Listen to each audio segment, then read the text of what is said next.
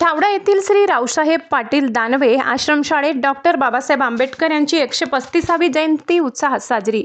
भोकरदन तालुक्यातील धावडा येथील श्री रावसाहेब पाटील दानवे आश्रमशाळेत भारतीय राज्यघटनेचे शिल्पकार भारतरत्न डॉक्टर बाबासाहेब आंबेडकर यांची 135वी जयंती अत्यंत उत्साहात आणि चैतन्यमय वातावरणात साजरी करण्यात आली।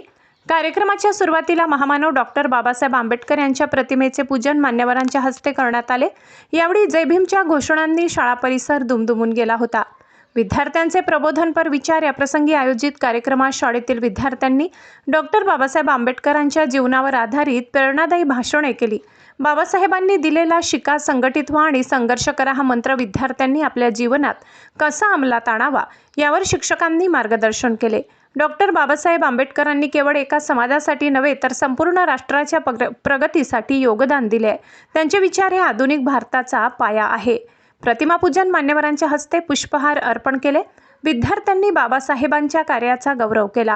शाळेचे मुख्याध्यापक श्री खडके सर, शिक्षक वृंद, शिक्षकेतर कर्मचारी आणि विद्यार्थी मोठ्या संख्येने उपस्थित होते। तसेच माजी केंद्रीय मंत्री श्री रावसाहेब पाटील दानवे यांनी दिल्या सर्व भारतवासियांना डॉक्टर बाबासाहेब आंबेडकर जयंतीच्या शुभेच्छा। नमस्कार। आज भारतरत्न डॉक्टर बाबासाहेब आंबेडकर यांची जयंती आहे। ज्या महामानवानं या देशाला घटना दिली आणि घटनेप्रमाणे आजही देश चालू आहे आणि भविष्यात जोपर्यंत चंद्र सूर्य आहे तोपर्यंत डॉक्टर बाबासाहेब आंबेडकरांनी जी घटना लिहिली त्या घटनेप्रमाणेच या देशाचा कारभार चालू राहील। खरं तर बाबासाहेबांनी त्या काळामध्ये समाजाला एक गुरुमंत्र दिला, शिका, संघटित व्हा, संघर्ष करा।